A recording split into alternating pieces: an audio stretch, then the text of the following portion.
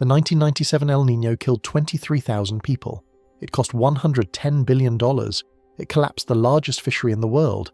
And right now, a chart is circulating online claiming it did something even worse, that it permanently elevated the rate of magnitude 8 earthquakes on this planet by 93% for the last 29 years and counting. The chart is moving fast through a particular kind of community online, and what makes it dangerous is not that the numbers are wrong. The numbers are right. The numbers are easy to verify in the same United States Geological Survey catalogue that the world's seismologists use every day. What is wrong is the cause that the chart names.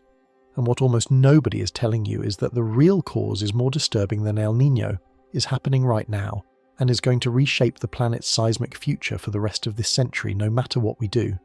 Before we go any further, if you enjoy what we do here at Project Nightwatch, hit like and subscribe so you don't miss any of our nightly debriefs. Also, drop a comment and tell me where you're watching from. Let's get into it. Part 1. The chart that went viral. A few days ago, a post started circulating across several platforms. It was simple. 5 short paragraphs, no images, just numbers. The post said this: From 1970 to 1997, the world recorded 15 earthquakes of magnitude 8.0 or higher. From 1997 to today, the world has recorded 29 earthquakes of magnitude 8.0 or higher. That is a 93% increase in the total count. The annual average rose from roughly 0.56 per year to roughly 1 event per year, which is an 80% increase in rate.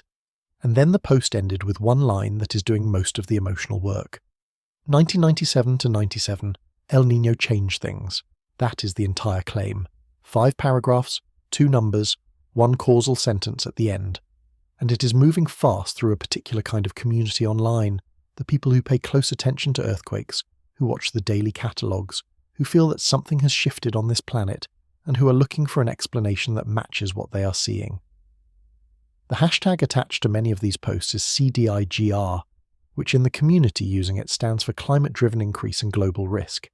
The framing is bigger than just earthquakes. It is a world view.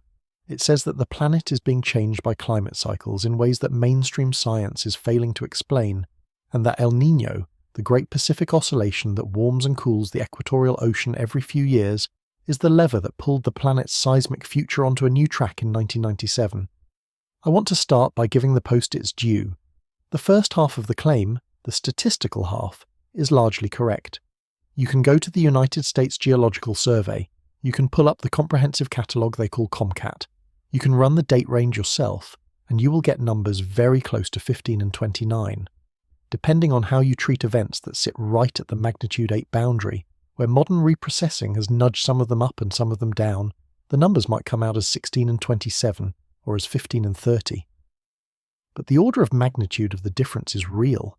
The catalogue really does show roughly twice as many magnitude 8 earthquakes in the second window as in the first. The chart is not made up. The math is not made up. This is not a case where someone invented data to scare you. But the second half of the claim, the causal half, the El Niño changed things half. That is where the post and the truth diverge. And the gap between them is one of the most important things I'm going to explain in this video. Because that one sentence at the end of that post is not a small mistake. It is a particular kind of mistake. The kind that happens when a real pattern in the world gets paired with the wrong mechanism. And the wrong mechanism is so emotionally satisfying that people stop looking for the right one. The right mechanism is more interesting than El Niño. It is more disturbing than El Niño.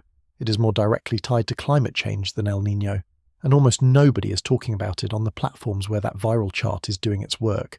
So here is what we are going to do tonight. We are going to verify the chart line by line in the actual catalogues that the world's seismologists use. We are going to identify the real cluster of giant earthquakes that the chart is actually picking up, the one that ran from 2004 to 2018, and that has been the subject of a 2-decade argument in the scientific literature. We are going to demonstrate, using nothing more than the energy budget physics that this channel has used many times before, that El Niño cannot be the cause of these events. We are going to walk through what the El Niño of 1997 to 98 actually was, what it actually did, and why the human mind reaches for it as an explanation. And then we're going to spend the back half of this video on the climate signal that actually does matter for the planet's seismic future. The one that is happening right now, that is measurable right now, that is accelerating right now, and that is going to reshape the timing and the clustering and the cascade behavior of the largest earthquakes this planet produces for the next several centuries. That signal is not a single climate event in 1997. It is the slow, sustained, anthropogenic redistribution of mass across the surface of this planet, the kind that is melting Greenland, the kind that is rising the oceans, the kind that is draining the world's aquifers. And the seismic consequences of that mass redistribution are real, are accelerating, and are going to affect everyone watching this video within our working lifetimes. I want to be clear up front about what I am not doing. I am not here to tell you that everything is fine and there is nothing to worry about. I think the people circulating that viral chart are responding to something real. The planet has changed since the 1960s. The instrumental record really does show a clustering of giant earthquakes between 2004 and 2018 that exceeds anything in the prior 30 years. The hazard maps for the world's most dangerous subduction zones have been revised upward since 2004 because of what those events taught us.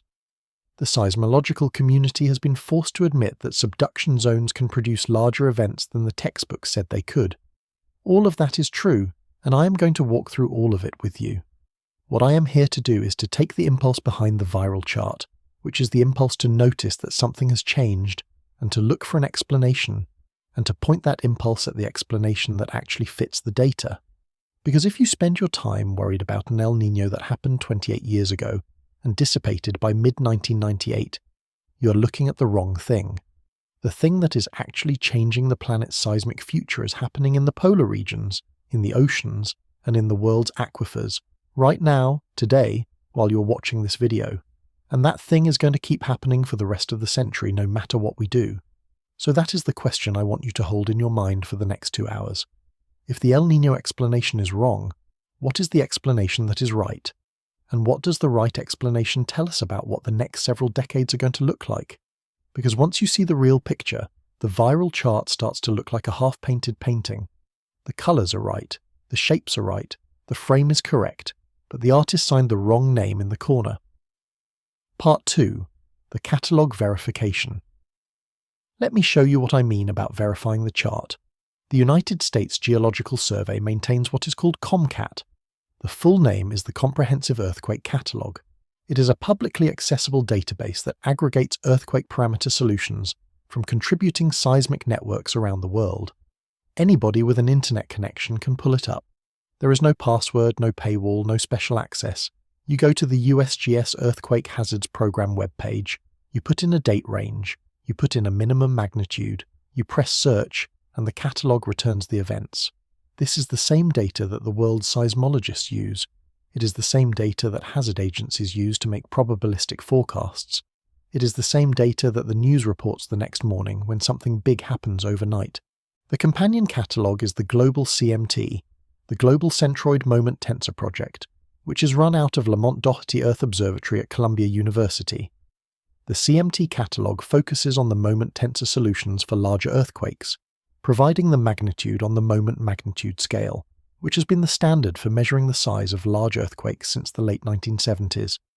For events large enough to matter for our conversation tonight, anything magnitude 8 or higher, the global CMT and the USGS solutions usually agree to within a tenth of a magnitude unit, sometimes 2/10. Let me run the query for you the way you would run it yourself. For the first window, January 1st, 1970 through December, 31st, 1996, 27 years, with the minimum magnitude set to 8.0 on the moment magnitude scale, the catalogue returns somewhere between 15 and 17 events. The reason it is a range rather than a single number is that several events from this period have been recatalogued since their original publication. Some were originally reported on the surface wave magnitude scale, the MS scale, which behaves differently from moment magnitude at the upper end of the range. Some were originally reported on the body wave magnitude scale, the MB scale, which saturates badly above about 6.5. As the moment magnitude scale became the standard, the older events were recalculated using digitized waveform data, and a small number of them moved across the magnitude 8 boundary in one direction or the other. The Centennial Catalogue work by Engdahl and Villaseñor, published in the 1990s and updated several times since, did a lot of that systematic reprocessing. For the second window, January 1st, 1997 through May 30th, 2026, 29 years and counting, the same query returns somewhere between 27 and 30 events, again depending on how you handle the boundary cases. The viral framing of 15 versus 29 is well within the defensible range of catalogue interpretations. It is not a fabrication, it is not a cherry-picked extreme, it is a real read on real data, and if you ran the same query at home you would get numbers very close to those. I want you to sit with that for a moment because it matters. There is a temptation, when you encounter a viral claim that comes wrapped in a conspiracy hashtag, to assume the underlying numbers are fake. That is not the case here. The numbers are real. The pattern they describe is real. Whatever video you are about to watch from someone who tells you the chart is propaganda needs to start by acknowledging that the data verifies. If they skip that step, they are not arguing in good faith. But verifying the count is not the same as endorsing the interpretation, and this is the part of the scientific process that the viral chart skips entirely. When you observe that a count has changed across two windows, the next step is to ask what hypothesis best explains the change. There are several possibilities. Maybe the underlying rate of earthquake production really has shifted, and the shift is large enough to be statistically detectable. Maybe the underlying rate has stayed the same, but the second window happened to contain more events by chance. The way that flipping a coin 20 times and getting 15 heads does not prove the coin is biased. Maybe the detection threshold changed, and we are catching events in the second window that we would have missed in the first.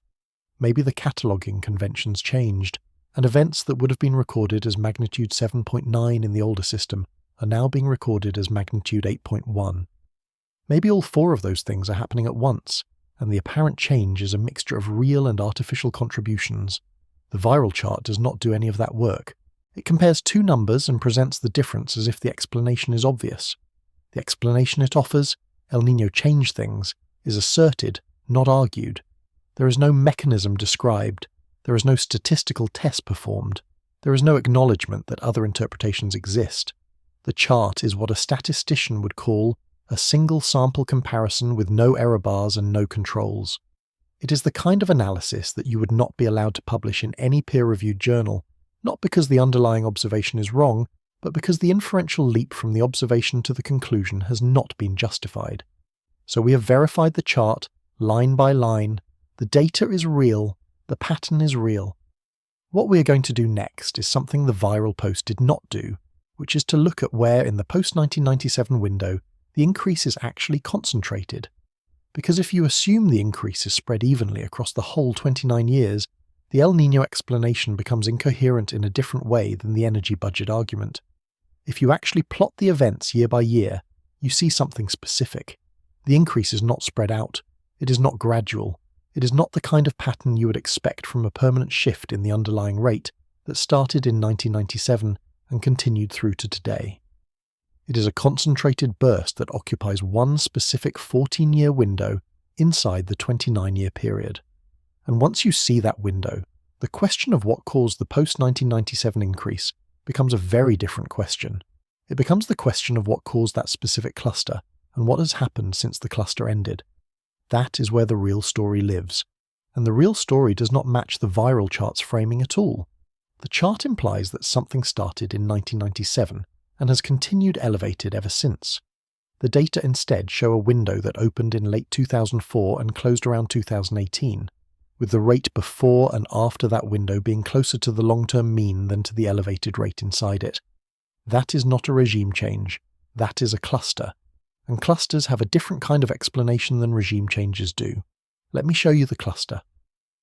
Part 3. The real cluster inside the statistic. Here is the year-by-year reality that the viral chart smooths over.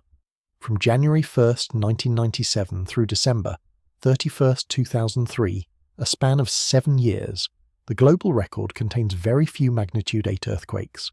There are some, but the rate is roughly consistent with the long-term mean of about 1 per year, and several of those years contain 0 such events.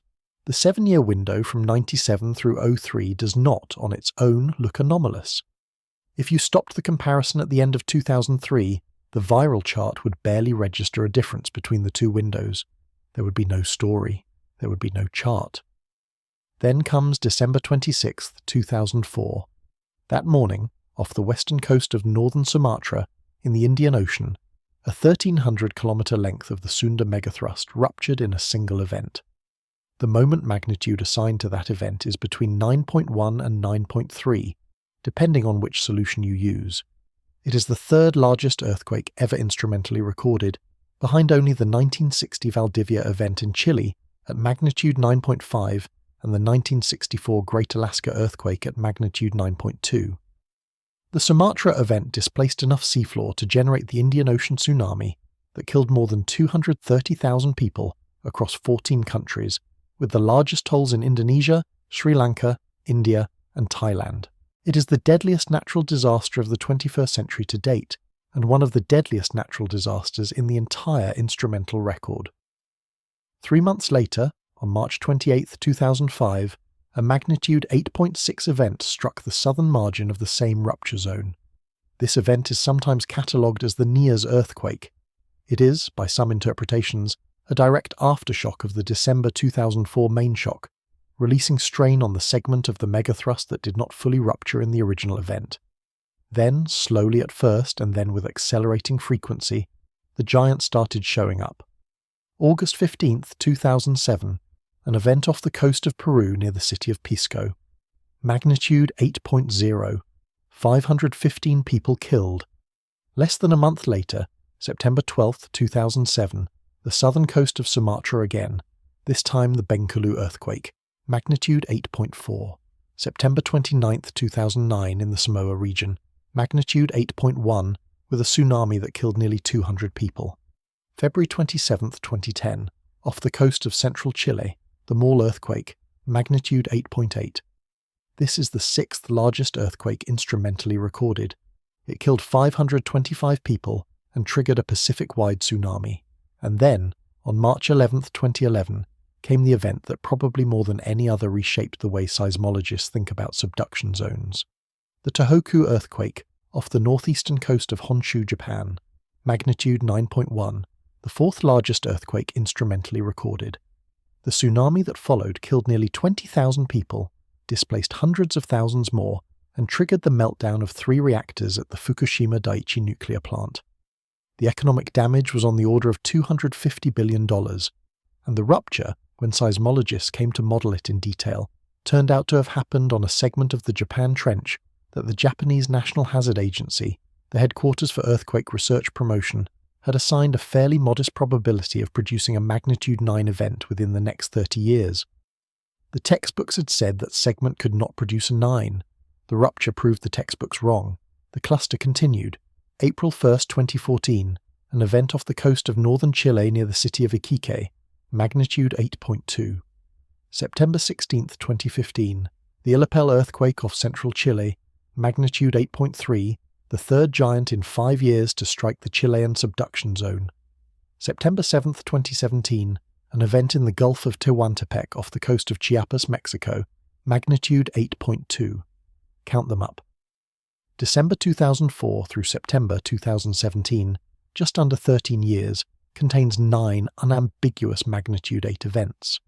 If you include a few borderline cases like the Wenchuan earthquake of May 12, 2008 at magnitude 7.9, or the Sulawesi earthquake of September 28, 2018 at magnitude 7.5, the count climbs to 11 or 12 in 14 years. For comparison, the global long-term rate of magnitude 8 or larger earthquakes, averaged over the entire instrumental era from about 1900 to the present, is approximately 1 event per year. So the long-term expectation for a 14-year window is 14 events, with substantial year-to-year variability. The 2004 through 2018 window contains roughly 14 events when you count the borderline cases generously. So strictly on the count, the cluster is at or slightly below the long-term expectation. What makes it look unusual is the sequence, the temporal concentration, the fact that 2 of the 5 largest earthquakes ever recorded in instruments happened within 7 years of each other, both in subduction zones that had not been considered capable of producing events of that size. That is the cluster the viral chart is actually picking up. Now here is the part that the viral chart does not tell you, the part that has the strongest implications for the El Niño story. What has happened since 2018? From January 1st, 2019 through May 30th, 2026, a span of 7.5 years, The global record contains approximately 5 to 7 magnitude 8 or larger earthquakes, depending on boundary cases. If you average that out, you get a rate of about 0.7 to 1 event per year, which is essentially the long-term average. The rate dropped. The cluster ended. The pattern that the viral chart implies has continued uninterrupted since 1997, actually concentrated in a 14-year window and then released back toward the mean. This is the most important fact in the entire video so far, and I want to make sure you have it. The pattern the viral chart describes is real, but the description is wrong. The increase did not start in 1997. It started in late 2004 with the Sumatra event. It ended around 2018. Since 2018, the rate has dropped back to roughly the long-term average. The post-2018 behavior is not evidence that the cluster was an artifact. The data really is what it looks like. But it is evidence that whatever caused the cluster, if anything specific caused it, was a process that opened, persisted for 14 years, and then closed. It is not evidence of a permanent regime shift initiated in 1997 by an El Niño event. The temporal shape of the data does not match the temporal shape of the viral claim. If you're going to look for a cause, you have to look for a cause that fits a 14-year window opening in late 2004 and closing around 2018. And there is no climate signal in the historical record that matches that window. The 1997 to 98 El Niño dissipated by mid-1998, 6.5 years before the window opened. The 2015 to 2016 El Niño, which by some measures of Niño 3.4 peak temperatures was the strongest in the modern record, occurred inside the cluster window but did not produce a noticeable acceleration of the cluster, and the cluster ended shortly after that El Niño dissipated. The temporal mismatch between the proposed cause and the actual data is severe. So we have done two things in this part of the video. We have walked through the actual events that constitute the post-1997 increase, and we have established that the increase concentrates in a 14-year window rather than being spread evenly across the 29 years, and we have established that the temporal shape of that window does not match the temporal shape of the proposed El Niño cause. The next question is how the seismological community itself thinks about the cluster. Because seismologists have been arguing about whether the 2004 through 2018 cluster represents a real regime change or just a streak of bad luck within the normal noise of the long-term rate for almost 2 decades now. And what they have concluded is something that almost nobody outside the field has heard. Let me walk you through that argument. Part 4. The cluster debate. The public never hears. You can divide the seismological literature on the 2004 through 2018 cluster into 2 camps. The first camp argues that the cluster represents a real, statistically significant departure from the long-term rate, and that there is something about the global seismic system that produced it. The second camp argues that the cluster is consistent with the kind of random variation that any process of rare event production will exhibit over a 14-year window, and that the apparent unusualness is a perceptual artifact, the kind of pattern that the human eye constructs from genuinely random sequences. The opening salvo on the pro-cluster side came in 2005 from Charles Bufe and David Perkins at the United States Geological Survey. Their paper, published in the Bulletin of the Seismological Society of America, was titled Evidence for a Global Seismic Moment Release Sequence. Bufe and Perkins argued that you could detect a coherent global pattern of moment release that exceeded what random variation should produce. Their proposed mechanism was the idea that great earthquakes in one part of the world might dynamically trigger great earthquakes in other parts of the world through the propagation of long-period surface waves that travel around the planet and momentarily stress distant faults that are already near failure. The Bufe-Perkins paper was published just 6 months after the December 2004 Sumatra event, and at the time of its publication only one of the subsequent cluster events, Nias in March 2005, had occurred. The paper was looking at the deeper instrumental record going back to the mid-1900s and was arguing that there were prior periods in the 20th century when global moment release appeared to cluster in a similar way. The counter-argument came over the next several years from multiple groups. The most prominent paper was Charles Ammon, Thorne-Ley, and David Simpson in 2010 in Seismological Research Letters, titled Great Earthquakes and Global Seismic Networks. Ammon and his co-authors examined the same data and concluded that the apparent cluster was within the range of what a Poisson process with the long-term rate would be expected to produce. A Poisson process is the standard statistical model for the occurrence of rare independent events, like the decay of radioactive atoms, or the arrival of customers at a coffee shop, or the production of large earthquakes by the global seismogenic system. The defining property of a Poisson process is that the variance in the count over any given time window equals the mean count for that window. For a long-term rate of one event per year over a 14-year window, the expected count is 14, and the standard deviation is the square root of 14, which is approximately 3.7. That means that observing 18 events in a 14-year window, or even 20, is within 1 to 2 standard deviations of the expected value. It is not on its own statistically significant evidence that the underlying rate has changed. The Amanley-Simpson paper made the explicit argument that the post-2004 cluster, while striking to the eye, did not exceed what random variation in a Poisson process should produce. They were not claiming the cluster was an illusion. They were saying that you cannot distinguish, from the data alone, between the hypothesis that the underlying rate has changed and the hypothesis that the underlying rate is unchanged, and you have observed a temporary streak of higher than average activity.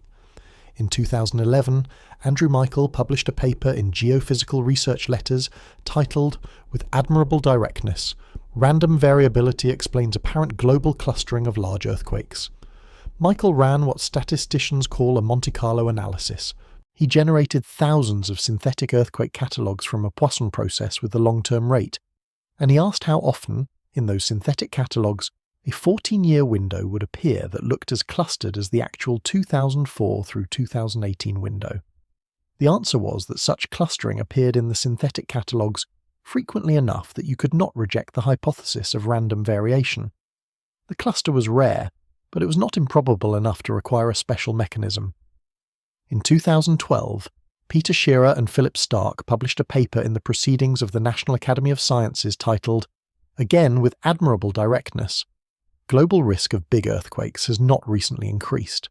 Shearer and Stark applied a more sophisticated set of statistical tests, including tests that account for the possibility that the underlying rate has changed gradually rather than abruptly, and they reached the same conclusion as Michael. The post-2004 cluster was within the noise envelope of the long-term rate. The 2015 paper by Eric Daub, Daniel Trugman, and Paul Johnson, also in Geophysical Research Letters, took the analysis one step further by performing Monte Carlo simulations under several different models of the underlying earthquake generation process, not just the simplest Poisson model.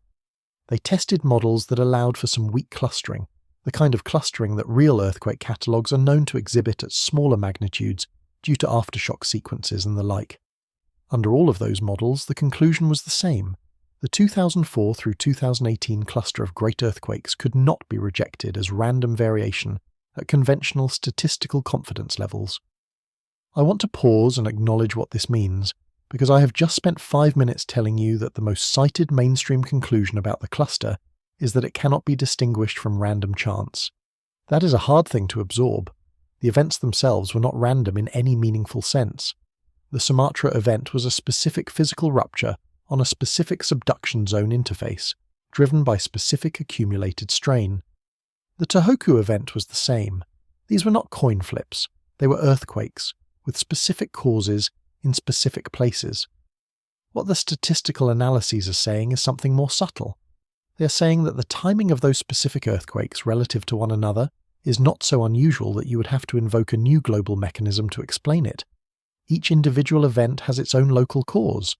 The cluster, considered as a sequence in time, is what you would get if those local causes happened to coincide more closely than usual over a 14-year window. There is a second view in the literature, which is that the statistical tests are technically correct but practically misleading. The argument here is that even if the cluster cannot be distinguished from random variation at standard confidence levels, the prior probability of seeing a cluster like this one in any randomly selected 14-year window is low. If you had been asked in 2003 to predict the seismic decade ahead, you would not have predicted what actually happened. The fact that it did happen, while not statistically extreme, is unusual enough to motivate a search for contributing mechanisms, even if those mechanisms cannot be conclusively demonstrated from the catalogue data alone. These two views are not really in conflict. They are answering different questions. The statistical view is asking, can we reject the null hypothesis of unchanged underlying rate? The answer is no. The contributing mechanism view is asking, Are there plausible physical processes that could modulate the timing of great earthquakes in ways that would produce a cluster like the one we observed? The answer is yes. Several have been proposed in the literature, and we will get to them shortly. What none of the views in the mainstream literature endorse is the El Niño causal claim. The peer-reviewed papers on the cluster, on either side of the statistical debate, do not invoke El Niño as a triggering mechanism. They consider, and in some cases endorse, mechanisms involving the dynamic triggering of distant faults by surface waves from prior great earthquakes. They consider, and in some cases endorse, mechanisms involving slow stress evolution along subduction zone interfaces. They consider, and in some cases endorse, mechanisms involving the cumulative effects of climate-driven surface mass redistribution. None of them say that the 1997 to 98 El Niño caused the cluster, because the temporal sequence does not fit and the energy budget does not work. I want to come back to that point about the open debate because it matters for what we are going to talk about later in the video. The CDIGR community framing argues that mainstream science is hiding or downplaying the post-1997 increase. The 5 papers I just walked you through, 3 of them with the explicit goal of refuting the regime change interpretation, are all published in open access or major journals. The titles are not hidden, the conclusions are not buried, the catalogues the analyses are based on are openly available. The debate is being conducted in public, in print, with the data on the table. If you want to call this hiding, you have to define hiding in a way that includes publishing your contrary findings in the most prominent journals in your field. That is not a definition any reasonable observer would accept. What is true is that the debate has not been widely covered in mainstream news media. Most of the people circulating the viral chart have never heard of Buford Perkins or Amanlay Simpson, or Michael, or Shearer Stark, or Daub Trugman Johnson. They are not encountering a cover-up. They are encountering a gap in science communication. The papers exist. The conclusions are public. The chain that would carry those conclusions from the seismological literature to the general public is broken, and the viral chart fills the vacuum. That is the actual problem. And the answer to the actual problem is not to dismiss the viral chart because the underlying data is real. The answer is to walk through what the science actually says, and to do what I am trying to do in this video, which is to take the impulse behind the viral chart seriously, and to point it at the explanation that actually fits. We have now done the first half of that work. We have verified the chart. We have identified the real cluster inside the statistic. We have walked through the seismological community's debate over whether the cluster represents a regime change or random variation. The conclusion, on the strongest available evidence, is that the cluster is real, but the case for regime change cannot be made at conventional confidence levels. Now we turn to the question of mechanism.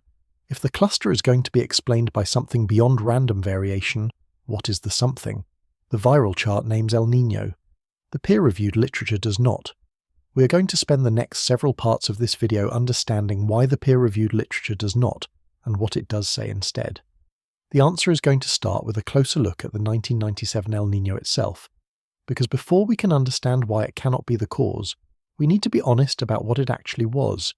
It was, by any measure, one of the most consequential climate events of the modern era. It killed 23,000 people, it cost $110 billion, it collapsed an entire ocean fishery. It is not an event to be dismissed, and the reason the viral chart latches onto it as a cause is precisely because the real consequences of that event were so visible and so devastating. We need to give those consequences their full weight before we can explain why one specific consequence, the alleged shift in global megaquake rate, is not among them. Part 5. The 1997 El Niño, what it actually was. To understand why the human mind reaches for 1997 as a causal anchor, you have to remember what the El Niño actually was. El Niño is a recurring oscillation in the equatorial Pacific Ocean. In its neutral state, the equatorial Pacific is characterized by strong trade winds blowing from east to west, which pile warm surface water up against the western Pacific, while allowing cold deep water to upwell off the coast of South America. During an El Niño event, the trade winds weaken, the western Pacific warm pool sloshes back eastward, the cold upwelling along the South American coast suppresses or stops entirely, and the entire equatorial Pacific takes on a warmer surface signature. The Niño 3.4 index, which measures sea surface temperature anomalies in a specific box of the central equatorial Pacific, is the standard metric for the strength of an El Niño event. Anything above plus 0.5 degrees Celsius is considered an El Niño. Anything above plus 1.5 is a strong event. Anything above plus 2 is a very strong event. The 1997 to 1998 El Niño peaked at Niño 3.4 anomalies, exceeding plus 2.5 degrees Celsius. At the time, it was the strongest El Niño in the instrumental record. It would later be tied or slightly exceeded by the 2015 to 2016 event by some measures, but at the moment when it was happening, it was the biggest one anyone had ever measured. The event began in early 1997, intensified rapidly through the Northern Hemisphere summer, peaked in November and December of 1997, and persisted through the first half of 1998 before dissipating into a strong La Niña. The consequences of that event are not abstract. They are documented in obituaries, in damage assessments, in famine reports, in fishery collapse data. The death toll worldwide is estimated at approximately 23,000 people. The economic damage is estimated at approximately 110 billion United States dollars in 1998 values, which would be substantially more in current dollars. The geographic distribution of the damage followed the pattern that El Niño events typically produce, amplified by the strength of this particular event. Indonesia and northern Australia experienced severe drought. The Indonesian drought contributed to the catastrophic fire season of 1997 to 98, during which fires set primarily to clear land for palm oil plantations escaped containment under the desiccated conditions and burned an estimated 9 to 10 million hectares of forest and peatland. The resulting haze affected air quality across Southeast Asia for months. Estimated mortality from the smoke is in the tens of thousands. The carbon released from the burning peatlands was on the order of 2 to 3 gigatons, which is a significant fraction of annual global fossil fuel emissions in that period. Peru and Ecuador experienced severe flooding. The coastal deserts of northern Peru, which normally receive almost no rain, received catastrophic rainfall that triggered mudslides and washed away roads, bridges, and entire villages. The Peruvian government estimated several hundred deaths and economic damages on the order of $3.5 billion in 1998 values. The Peruvian anchoveta fishery, which is the largest single-species fishery in the world by volume, collapsed during the event. The anchoveta, a small fish that depends on the cold, nutrient-rich upwelling along the South American coast, cannot survive when the upwelling stops. The fishery catch fell from over 8 million metric tons in the years before the event to less than 2 million metric tons during the event. The economic consequences for Peru were severe. The ecological consequences cascaded through the entire eastern Pacific food web, affecting seabird populations, marine mammal populations, and the broader pelagic fish community. The coral reefs of the western Pacific, the Indian Ocean, and the Caribbean experienced severe bleaching. Coral bleaching occurs when corals are stressed by elevated water temperatures and expel the symbiotic algae that provide most of their nutritional energy. If the stress persists long enough, the corals die. The 1997 to 98 event was, at the time, the most extensive coral bleaching event ever observed. An estimated 16% of the world's coral reefs were severely damaged or destroyed, with the Indian Ocean reefs hit hardest. Some reef systems have never fully recovered. The global mean surface temperature for 1998 set a new instrumental record. It would hold that record for several years before being exceeded by subsequent warm years, but at the time it was the first year in the instrumental record where the global average had clearly stepped onto a higher plateau than the prior baseline. I am taking the time to walk you through this because I want you to feel the weight of what 1997 actually meant. It was not a minor climate event. It was a planetary-scale disturbance with measurable human, ecological and economic consequences across every continent except Antarctica. It killed more people than most of the events we will discuss later in this video. It cost more money than most of the events we will discuss later in this video. It changed weather patterns from California to Indonesia, to Africa to South America. And now, I want you to do an exercise with me. Hold that scale in your mind. Hold the death toll, the economic damage, the fishery collapse, the coral bleaching. Hold the fact that it was the largest single climate event in the lives of most of the people watching this video. Now ask yourself a question that the viral chart asks implicitly. If a climate event of that magnitude can do that much damage in the categories we usually measure, is it really so unreasonable to wonder whether it could also have done something to the planet's seismic system? The leap from 23,000 deaths and $110 billion in damage to a 20-year shift in the global rate of magnitude 8 earthquakes is a big leap. but it is not, from a certain perspective, a crazy leap. It is the kind of leap a person makes when they have absorbed the scale of 1997 and they are looking for an explanation that matches that scale for things that came later. The leap is wrong. We are going to demonstrate that it is wrong in the next part of this video, using the same energy budget physics that we have used on this channel many times before. But the leap is understandable, the leap is human, and the people circulating the viral chart are not crazy or malicious. They are doing what pattern-seeking minds do when they encounter a planet that feels like it is changing.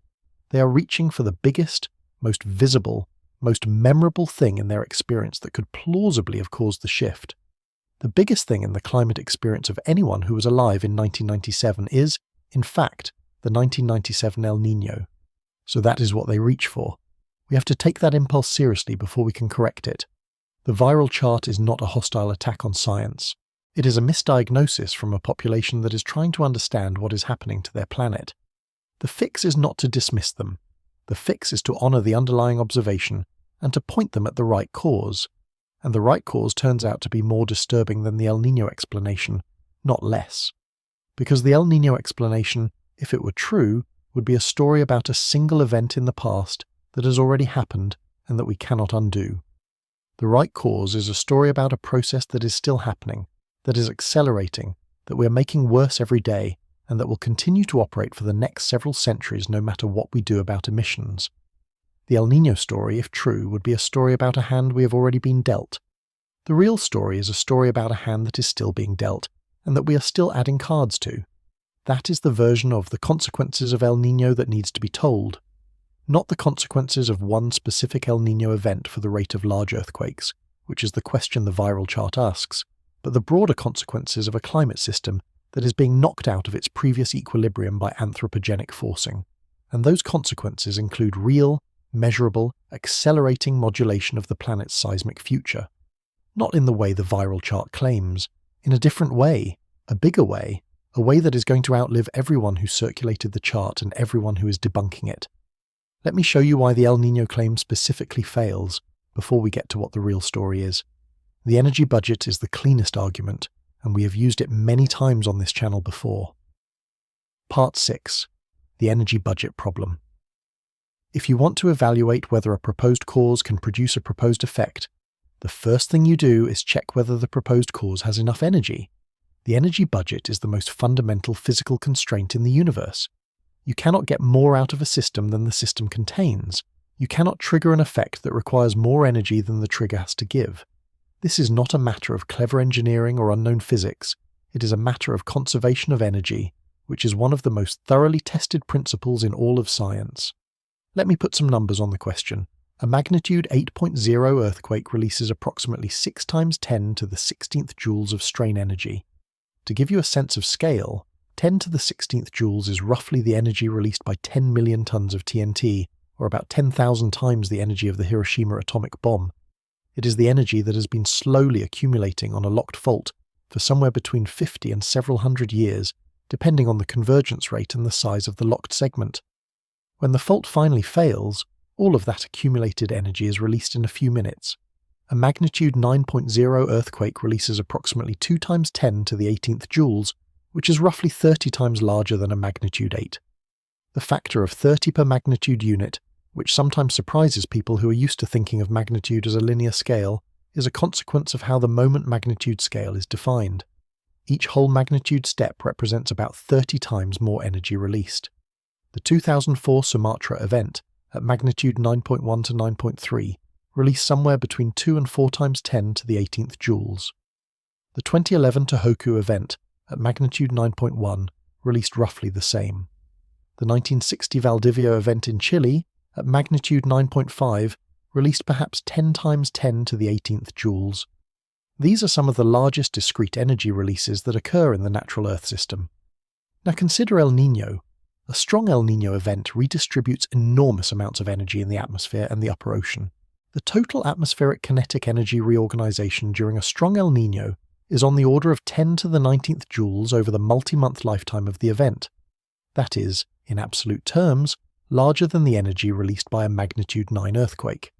So at first glance you might think, well, the energy is there.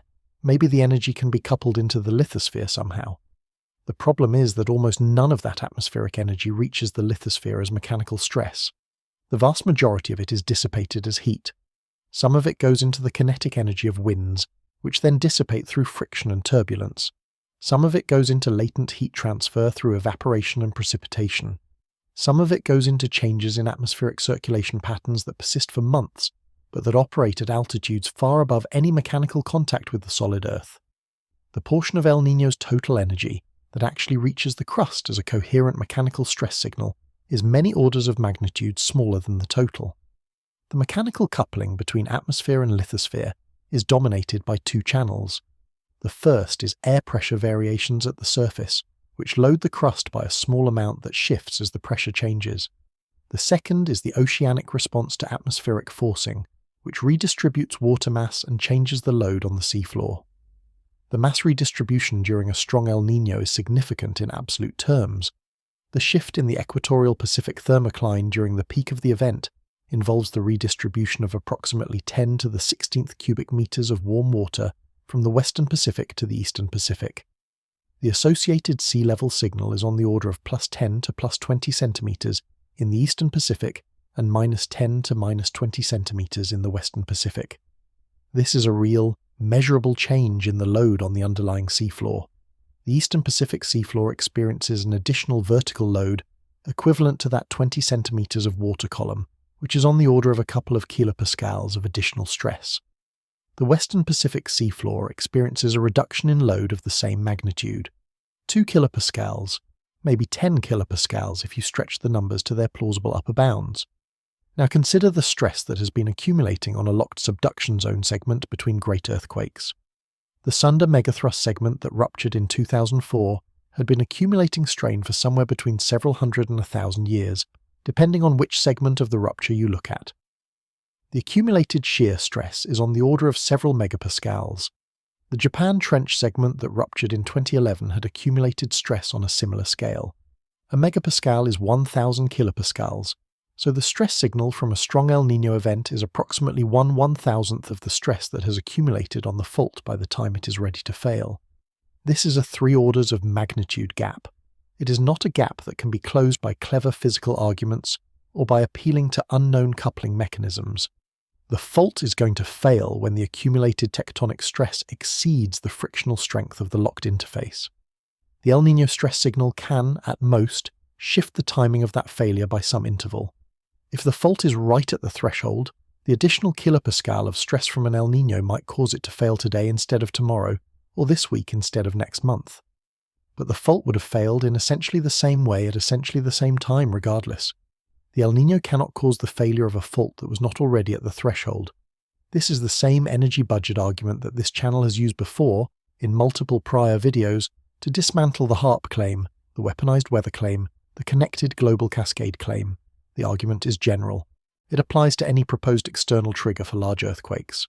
Whether the proposed trigger is an ionospheric heater, a planetary alignment, a solar storm, an El Niño, or any other phenomenon you care to name, the question is the same. Does the proposed trigger have the energy to cause the effect? If the trigger's energy at the relevant coupling point is many orders of magnitude smaller than the energy released by the effect, the trigger cannot be the cause. It can at most be a modulator, shifting the timing of an event that was going to happen anyway. The modulation is real. The Bettinelli and Hecky and Johnson and Craig papers we will discuss in a few minutes have established that climate-driven mass redistribution does measurably modulate the timing of small to moderate earthquakes on already loaded faults. The modulation is small, on the order of a few % for the largest documented effects, and operates on seasonal timescales. It is not large enough to produce the kind of magnitude 8 events we're talking about tonight. But it is real, and it tells us something important. It tells us that the planet's faults are listening to the surface. They are not closed systems. They are not indifferent to what is happening on the crust above them. They are slightly, subtly, but measurably responsive to changes in the load they carry. And that is the thread we need to follow, not the El Niño thread, which fails the energy budget test by 3 orders of magnitude. The cumulative mass redistribution thread, which involves much smaller per-year changes, but which adds up over decades and centuries to stress signals that approach the threshold of mattering. Before we get there, we have one more disqualifier to walk through for the El Niño causal claim. The The energy budget rules it out as a direct trigger. The temporal sequence rules it out in a different way. Let me show you what I mean. Part 7. The temporal sequence problem. The 1997 to 1998 El Niño peaked in November and December of 1997. It persisted at strong intensity through the early months of 1998, weakened through the spring, and was effectively over by mid-1998. By the second half of 1998, the equatorial Pacific had flipped into one of the strongest La Niña events of the modern era. The La Niña persisted, with some weakening and re-intensification, for the next several years. So the entire energy reorganization associated with the 1997 event was complete by mid-1998 at the latest. The first event in the apparent megaquake cluster, the December 26, 2004 Sumatra-Andaman earthquake, occurred more than 6.5 years after the El Niño dissipated. 6.5 years is a long delay. If we are going to claim that the 1997 event triggered the post-2004 cluster, we need to specify what happened during those intervening 6.5 years. What stored the El Niño energy? What propagated it across the planet? What released it as a coordinated set of giant earthquakes starting in late 2004? The viral framing does not specify any of this. The peer-reviewed literature does not specify any of this, because no plausible mechanism has been proposed that would do the storing, the propagating, or the releasing on the relevant timescale. There are mechanisms by which climate signals can modulate seismicity on short timescales, on the order of seasons. The Bettinelli paper we will get to in a moment shows this directly for the Himalayan range. The Johnson paper shows it for the Sierra Nevada. These short timescale modulations are real, are detectable, are explainable. There are also mechanisms by which cumulative long timescale loading can modulate seismicity, on the order of decades to centuries. The Sauber work on Yakutat and the Vatnajökull work on Iceland demonstrate this for glacial isostatic adjustment. These long timescale modulations are also real, are also detectable, are also explainable. What does not exist in any peer-reviewed framework is a mechanism by which a single climate event in 1997 could store its influence for 6.5 years and then release it in coordinated global megathrust failures in late 2004 and onward.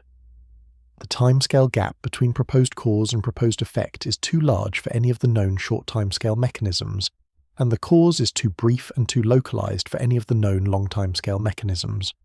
The proposed connection has no physical pathway. There is a second test of the El Niño causal claim that is even more decisive than the energy budget or the temporal gap. It is the counterfactual test. If a single strong El Niño can trigger a multi-year elevation of the global megaquake rate, then other strong El Niños should produce similar effects. The instrumental record contains multiple comparable events that we can use to test the claim. The 2015 to 2016 El Niño was, by several measures of peak, Niño 3.4 sea surface temperature anomalies, comparable to, or slightly stronger than the 1997 to 1998 event. It was, in the same broad sense, one of the two strongest El Niños in the instrumental record. If El Niño events of that magnitude can causally elevate the global megaquake rate for 2 decades, the 2015 to 2016 event should have produced a comparable surge. By the timing implied in the viral framing, the 2015 event should have triggered a fresh elevation of the megaquake rate beginning sometime around 2022 or 2023, with a multi-year sustained increase. What actually happened? The post-2018 global rate of magnitude 8 or larger earthquakes has dropped back toward the long-term mean of approximately 1 per year. The years from 2019 through 2026 have produced approximately 5 to 7 such events, which is essentially the expected count under the long-term rate with no special elevation. There is no evidence of a 2015 El Niño-triggered surge in the catalogue. The strongest El Niño in the modern record by some measures has produced no detectable seismic response of the kind the viral framing claims for the 1997 event. This is, in the language of formal hypothesis testing, a failed prediction. If your theory says that strong El Niños trigger multi-year elevations of the global megaquake rate, your theory predicts that the 2015 El Niño should have triggered such an elevation. Your theory's prediction has not been confirmed by the data. The standard scientific response to a failed prediction is to revise the theory. The standard response of the viral framing is to ignore the failed prediction and to continue asserting the original claim. That is the difference between a scientific argument and an ideological one. Let me put together what we have established in this part and the previous one. The El Niño causal claim fails 3 independent tests. It fails the energy budget test because the stress signal from a strong El Niño on the lithosphere is 3 orders of magnitude smaller than the stress required to cause a fault to fail. It fails the temporal sequence test because the proposed cause and the proposed effect are separated by 6.5 years with no known mechanism to bridge them. It fails the counterfactual test because the 2015 El Niño was comparable in magnitude to the 1997 event and produced no comparable seismic response. 3 failures, any one of which would be enough to reject the claim. 3 failures together place it firmly outside the range of what the evidence supports. I want to be very clear about what I am saying and what I am not saying. I am not saying that El Niño has no effect on the planet. We just spent an entire part of this video walking through what the 1997 event actually did, which was enormous. I am not saying that climate cannot influence seismicity. We are about to spend the next several parts of this video walking through the mechanisms by which climate genuinely does influence seismicity, at amplitudes that are smaller than the viral framing claims but that are real and measurable and important. I am not saying that the people circulating the viral chart are stupid or malicious. They are responding to a real pattern in the data, and the chart they have constructed is a misdiagnosis of that pattern, not a fabrication. What I am saying is that the specific causal claim that the 1997 to 98 El Niño triggered a sustained elevation of the global magnitude 8 earthquake rate that has continued through the present fails every test that can be applied to it. It does not pass the energy budget. It does not pass the temporal sequence. It does not pass the counterfactual. It is not the answer to the question the viral chart asks. The real answer is different, more interesting, and more disturbing than the viral answer. We are about to spend the rest of this video on the real answer. The shape of that answer is going to look like this. The planet has been undergoing a slow, sustained, anthropogenically driven redistribution of mass across its surface for the last several decades, and the redistribution is accelerating. The mass that used to be locked up in the polar ice caps and in mountain glaciers is being released into the oceans. The mass that used to be stored in continental aquifers is being pumped out. The mass that is being redistributed is large in absolute terms, small per year, but cumulative over decades and centuries. The peer-reviewed literature has documented in multiple regions that this kind of slow cumulative mass redistribution modulates fault behavior at amplitudes that are small per year, but that approach the threshold of mattering over multi-decade timescales. And the regions where the effects are most measurable are precisely the regions where the climate-driven mass changes are largest, which is to say, high-latitude regions near the former ice loads, continental margins exposed to sea level rise, and aquifer systems undergoing groundwater depletion. That is the version of the story that the data actually supports. It is not as emotionally tidy as the viral framing, which can point at a single event in 1997 and say there is your cause. It is a multi-decade, multi-mechanism, slowly evolving story that does not have a single name attached to it. But it is the story that is happening, and it has consequences that will be felt by everyone watching this video in our working lifetimes in ways that we are only beginning to understand. Let me walk you through that story now. Part 8. The mechanism that does work. The peer-reviewed literature on climate-driven modulation of seismicity is small, but extremely well established, and it has reached a clear conclusion that almost nobody outside the field has heard. Climate-driven mass redistribution at the planet's surface does measurably modulate fault behavior. The effects are real. The amplitudes are small. The mechanism is straightforward to understand. And the implications, when extrapolated forward into a world undergoing accelerating climate-driven mass redistribution, are exactly the kind of slow, sustained, multi-decade modulation that the viral framing should have been pointing at all along. The foundational modern paper in this field was published in 2008 in Earth and Planetary Science Letters by Pascal Bettinelli, Jean-Philippe Avouac, Mireille Flouzet, Laurent Bollinger, Guillaume Ramillien, Sudhir Rajor, and Somsap Kota. The title was Seasonal Variations of Seismicity and Geodetic Strain in the Himalaya Induced by Surface Hydrology. The Himalayan range is one of the most seismically active regions on the planet. It sits at the collision boundary between the Indian Plate and the Eurasian Plate, where India is being driven northward into Asia at approximately 5 centimeters per year. The collision has been ongoing for about 50 million years and has produced the world's highest mountains and some of the world's largest continental earthquakes. Bettinelli and his co-authors noticed something that, in retrospect seems obvious but had not been quantified before. The Himalayan foreland, the low-lying terrain south of the mountains where the Ganges River flows, undergoes an enormous seasonal cycle of water loading. During the summer monsoon, which runs from roughly June through September, the foreland receives approximately 70% of its annual precipitation. The Ganges floods, the aquifers recharge, the soil moisture content rises. The total water mass loaded onto the foreland during the monsoon, integrated across the surface and the subsurface, is enormous. During the dry season, from October through May, the foreland slowly drains. Water flows out to the Bay of Bengal through the river system. Groundwater is pumped for irrigation. The total water mass declines. The seasonal cycle of water loading produces a measurable seasonal cycle of vertical deformation of the crust beneath the foreland. The crust subsides during the wet season under the weight of the additional water and rebounds during the dry season as the water is removed. GPS networks installed across the Himalayan region detect this seasonal deformation at amplitudes of several millimeters of vertical motion. What Bettinelli and his co-authors then did was correlate this seasonal deformation with the catalogue of small to moderate earthquakes recorded across the Himalayan range, and what they found was a clear, statistically significant seasonal cycle in earthquake occurrence that was anti-correlated with the water loading. During the monsoon, when the foreland was loaded and the mountain crust was being compressed vertically, the rate of small earthquakes in the mountains was suppressed. During the dry season, when the foreland was unloaded and the compression was relieved, the rate of small earthquakes increased. The mechanism is direct and physical. The seasonal water loading produces a small additional vertical stress on the underlying crust, which is transmitted laterally into the surrounding rock as an increase in the normal stress on faults oriented at certain angles.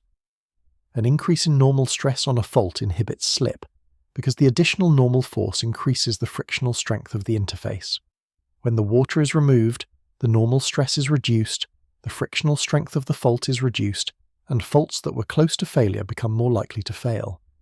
The amplitude of the modulation in the Bettinelli analysis was on the order of 20% of the background rate of small earthquakes. That is, during the dry season, the Himalayan range produced about 20% more small earthquakes than during the wet season. 20% is a large effect in seismology. It is detectable in the catalogue with high statistical confidence. It establishes, beyond any reasonable scientific doubt, that climate-driven surface mass redistribution can modulate the timing of earthquake occurrence on already loaded faults. I want to be careful with the language here.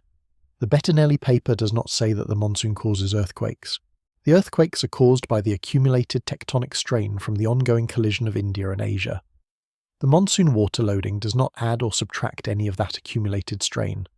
What it does is modulate the timing of when individual faults, already loaded by tectonic stress, finally fail. Some of the faults that would have failed in November fail in May instead, because the dry season unloading pushed them across the threshold a few months early. Some of the faults that would have failed in May fail in October, because the monsoon season loading held them back a few months. The total seismic moment released over a full year, integrated across the entire Himalayan range, is essentially unchanged. What changes is the distribution in time. This is the form that all of the well-documented climate modulation of seismicity takes. It is a timing modulation, not a creation modulation. It does not produce earthquakes that would not otherwise occur.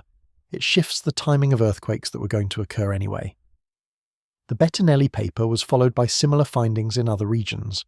Kosuke Heki, working in Japan, published a 2003 paper in Earth and Planetary Science Letters titled Snowload and Seasonal Variation of Earthquake Occurrence in Japan. Heki examined the seasonal cycle of snow accumulation in the Japanese Alps and the surrounding mountain ranges. Snowloading in Japan is enormous on a regional scale. The mountainous interior of Honshu and Hokkaido receives meters of snow each winter. The snow load on the mountains during the peak winter months is on the order of several tens of centimeters of equivalent water column, integrated across the loaded area. Heki found a seasonal modulation of regional seismicity that correlated with the snow load cycle. The amplitude was smaller than the Bettinelli Himalayan result, on the order of a few percent, but the statistical significance was clear and the mechanism was the same. Snow loading suppressed seismicity in the loaded mountains. Snowmelt and removal in spring produced a small but measurable increase in seismicity. The Japanese seismic system, like the Himalayan system, is responsive to the loading cycle imposed by climate. Christopher Johnson, Yuning Fu, and Roland Bergman published a paper in 2017 in Science magazine titled Seasonal Water Storage, Stress Modulation, and California Seismicity. Johnson and his co-authors used GPS data from the dense network of stations operated by the United States Geological Survey and the Plate Boundary Observatory across California and the western United States. They measured the seasonal vertical deformation of the Sierra Nevada and the surrounding terrain in response to the annual cycle of snowpack accumulation and groundwater loading. They then correlated this seasonal deformation with the catalogue of small earthquakes in the eastern California shear zone and the Long Valley Caldera region. They found, again, a small but statistically significant modulation of seismicity that correlated with the loading cycle at amplitudes of a few percent. The Johnson paper is particularly important because the California study area had been thoroughly instrumented for decades with both seismic and geodetic networks of unusual density. The signal-to-noise ratio in the California catalogue is higher than in most other regions of the world. The fact that the climate modulation of seismicity was detectable in this catalogue, at the amplitudes Johnson reported, established the effect with confidence that had not been possible for the earlier Himalayan and Japanese studies. Tom Craig, Crystal Chenard, and Eric Calais published a 2017 paper in Nature Communications titled Hydrologically Driven Crustal Stresses and Seismicity in the New Madrid Seismic Zone. The New Madrid Zone is a region of historically significant intraplate seismicity in the central United States, the site of 3 or 4 very large earthquakes in the winter of 1811 to 1812. The Mississippi River Basin, which drains the central United States and includes the New Madrid Zone, undergoes a seasonal cycle of water loading driven by snowmelt and rainfall in the watershed. Craig and his co-authors documented that the seasonal loading cycle produces a measurable modulation of the small earthquake catalogue in the New Madrid Zone at amplitudes of a few percent. These 4 papers together, Bettinelli on the Himalaya, Hecke on Japan, Johnson on California, and Craig on New Madrid, establish the basic finding of the modern climate seismicity literature. Climate-driven surface mass redistribution modulates the timing of small to moderate earthquakes on already loaded faults, at amplitudes ranging from a few percent to perhaps 20% of the background rate, on seasonal to interannual timescales. The mechanism is direct and physical. The effect is real and measurable and reproducible across multiple study areas. What none of these papers say is that the seasonal loading cycle has caused magnitude 8 earthquakes that would not otherwise have occurred. The amplitude of the modulation is far too small for that. The energy budget that ruled out El Niño as a direct trigger for great earthquakes also rules out the seasonal monsoon, the Japanese snowpack, the California snowpack, and the Mississippi Basin loading. The climate signal can shift the timing of an event by some interval, but it cannot create an event from a fault that was not already at the threshold. But this is the part that the viral framing misses, and it is the part that points us toward the real story. If the seasonal cycle of surface mass loading can modulate fault behavior at the few percent to 20% level, what happens when the loading is not seasonal, but is sustained and one-directional and cumulative over decades and centuries? What happens when the planet's polar ice caps are being permanently removed rather than seasonally redistributed? What happens when global mean sea level is rising permanently rather than oscillating around a stable mean? What happens when continental aquifers are being permanently depleted rather than seasonally recharged? The answer is that the cumulative climate-driven loading signal that the planet is currently experiencing is, in its slow and sustained way, much larger in total than any of the seasonal signals that the peer-reviewed literature has documented modulating seismicity. And the implications for what that cumulative signal will mean for the planet's seismic future over the coming decades are, in my view, the version of the consequences of El Niño that genuinely deserves the alarm that the viral framing tries to attach to the wrong cause. Let me walk you through the cryosphere, which is where the largest of these signals is being produced. Part 9. The cryosphere. The single largest climate-driven mass redistribution currently occurring on Earth is the loss of ice from the polar ice sheets and from the world's mountain glaciers. Let me put numbers on it. The Greenland ice sheet is currently losing mass at a rate of approximately 270 gigatons per year, averaged over the past decade. A gigaton is 1 billion metric tons. 270 gigatons of ice is enough water to raise global mean sea level by about 3/4 of a millimetre per year, every year, just from Greenland alone. The rate is not constant from year to year, but the long-term trend has been clearly accelerating. The mass loss in the most recent 5-year period is substantially larger than the mass loss in the 5-year period a decade earlier. The acceleration is real and is documented in multiple independent observational systems, including satellite gravimetry from the GRACE and GRACE follow-on missions, satellite altimetry from missions like IceSat and CryoSat, and surface mass balance models combined with discharge measurements at the marine terminating glaciers around the perimeter of the ice sheet.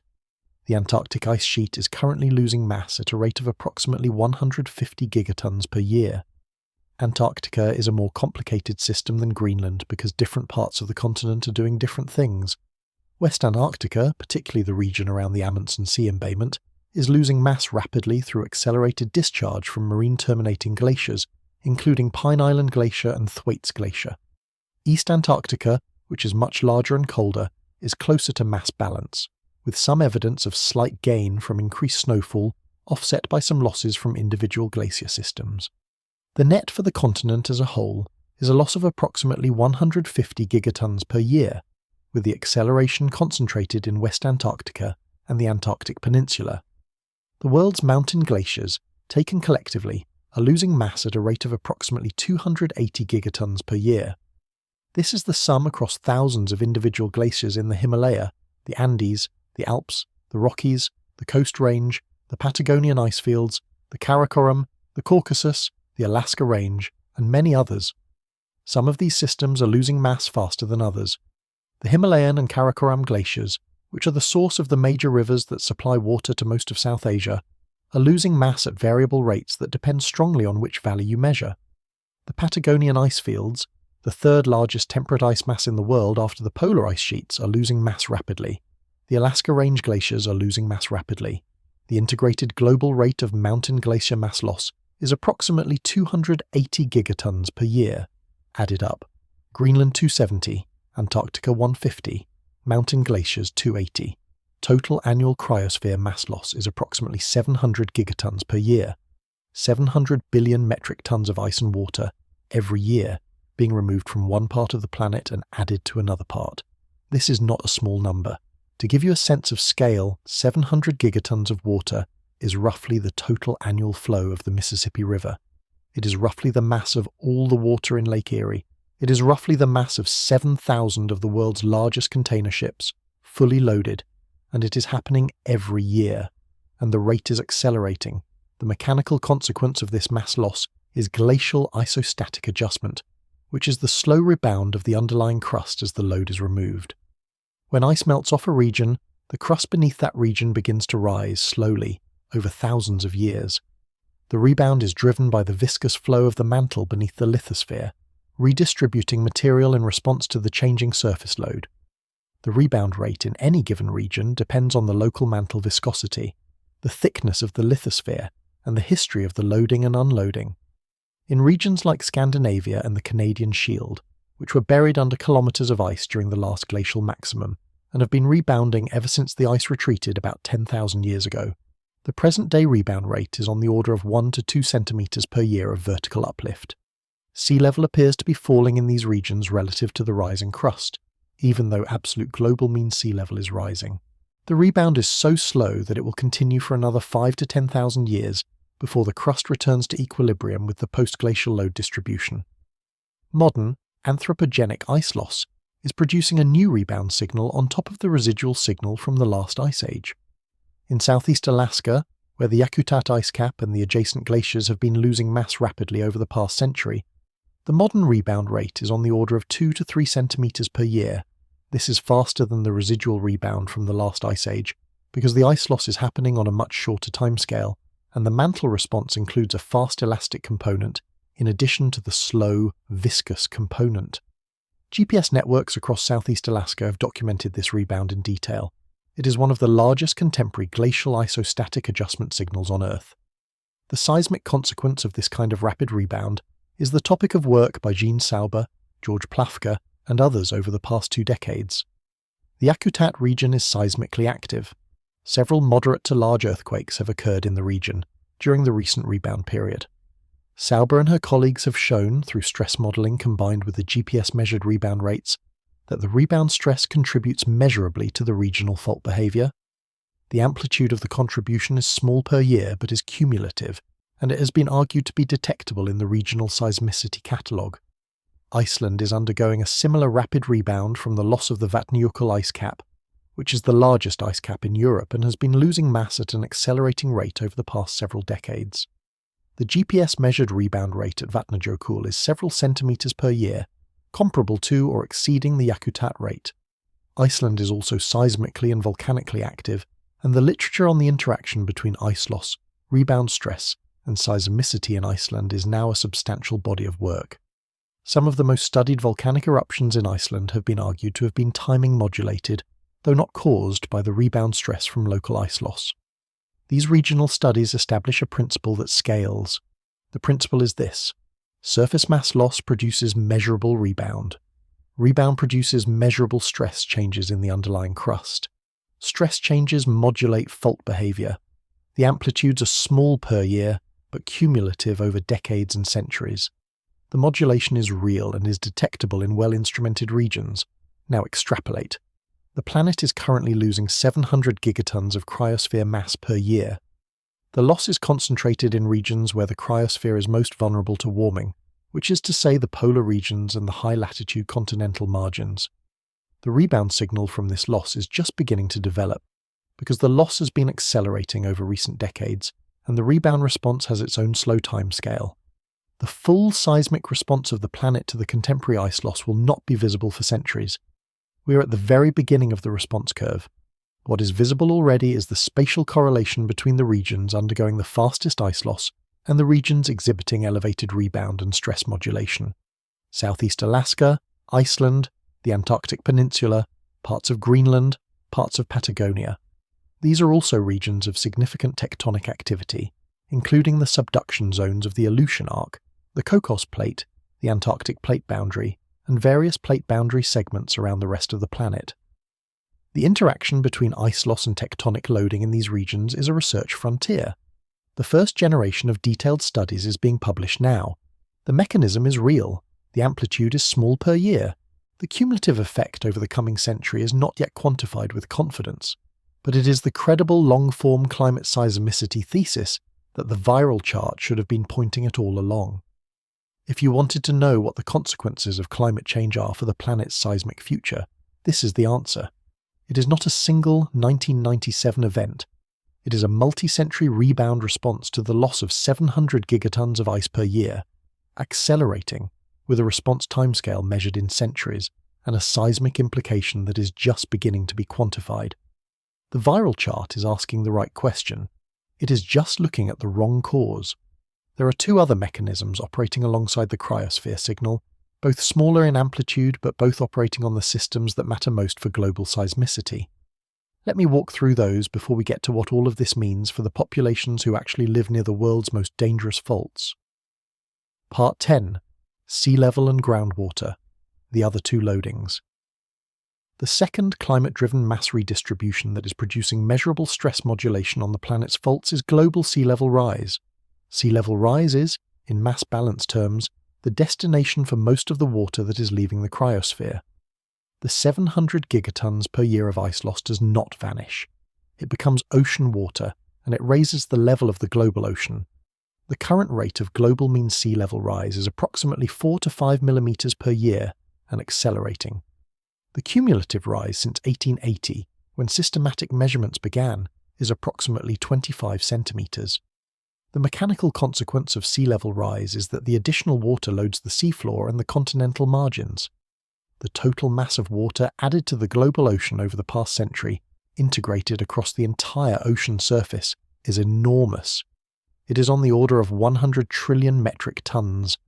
The local stress signal at any given point on a continental margin is small per year, but the loading is one-directional and cumulative. The total accumulated stress signal at a typical subduction zone outer rise from the past century of sea level rise is on the order of 1 to 10 kilopascals, depending on the specific geometry and the local elastic structure. This is, again, small compared to the megapascals of accumulated tectonic stress that drive the failure of a locked subduction zone. But it is not zero. and it is in the direction of promoting failure for many of the relevant fault geometries. Klaus Luttrell and David Sandwell published modelling work in 2010, arguing that long-term sea level loading on continental margins can contribute a small but non-zero stress signal to outer rise faulting and to the seismicity of coastal regions. The Luttrell-Sandwell analysis is one of the foundational papers on this mechanism. Subsequent work has refined the analysis for specific subduction zones, including the Cascadia subduction zone, the Nankai Trough, the Sumatra Trench, and several others. The amplitude of the sea level loading stress signal is, in all of these systems, smaller than the cumulative stress from cryosphere mass loss in the high latitude regions, but it is not negligible. And the seismic implications, in the form of timing modulation of already loaded subduction zone segments, are real. The third mechanism is anthropogenic groundwater depletion. This is in some ways the cleanest of the three modern climate-related stress modulation signals, because the depletion is being driven directly by human activity, and is precisely measurable using satellite gravimetry. The GRACE mission, launched in 2002, and its successor mission GRACE Follow-On, launched in 2018, have provided continuous monitoring of large-scale mass changes across the Earth's surface, with monthly time resolution and spatial resolution on the order of several hundred kilometers. Among the most clearly detected signals in the GRACE record are the depletions of major aquifer systems. The Central Valley Aquifer system in California has been losing mass continuously since the early 2000s.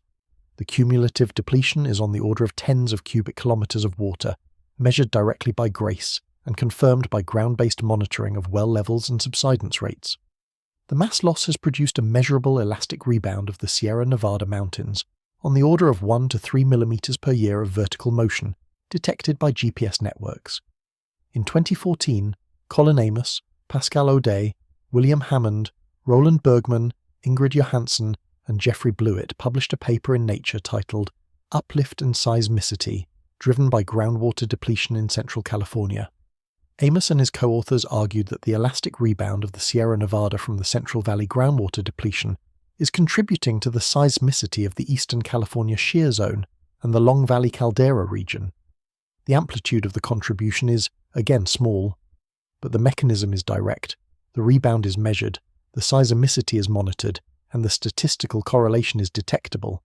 Similar work has been done on other depleted aquifer systems. The Ogallala Aquifer, which underlies most of the high plains of the central United States, has been undergoing rapid depletion for decades as it is pumped for agricultural irrigation. The GRACE record documents the depletion. GPS networks across the region detect the resulting elastic rebound. The seismic implications, particularly for the New Madrid zone to the east, and for the induced seismicity zones associated with oil and gas operations in Oklahoma and Texas, are an active area of research. The aquifer systems of the Middle East, particularly in Iran, Iraq, Saudi Arabia, and parts of Turkey, are undergoing severe depletion under the pressure of population growth, agricultural intensification, and climate-driven reductions in recharge. The depletion is large enough to be detected from space. The seismic implications for the Zagros mountain front and other regional tectonic systems are being studied. Add up the three mechanisms: cryosphere mass loss, sea level rise, groundwater depletion. Together they represent a global redistribution of surface mass at a scale that has not been seen on the planet since the end of the last ice age. The loading is sustained, one-directional, and accelerating. The signal is being detected directly by satellite gravimetry. The stress modulation effects on regional fault systems are being detected by GPS networks. The seismic implications in the form of timing modulation of already loaded faults are being documented in multiple regions. This is the version of the climate-seismicity story that the data actually supports. It is bigger than the viral chart claims, not smaller. It is more disturbing than the viral chart claims, not less. The viral chart asked a question that was framed around a single event in 1997, looking backward for a cause that could be named and pointed at and assigned blame for. The real answer is a sustained, multi-decade ongoing process that does not have a single name, that we are actively making worse every day, and that will continue to operate for the rest of the century and beyond. The viral chart is a snapshot of a single moment. The reality is a movie that is still running. Three things follow from this. The first is that the long-term tectonic strain accumulation continues at the rate set by plate motion, which climate change does not affect. The plates are still moving. The convergence is still happening. The faults are still loading at the rates they have loaded for millions of years. The total seismic moment that the planet must release each century is set by the long-term tectonic budget, and not by the climate signal.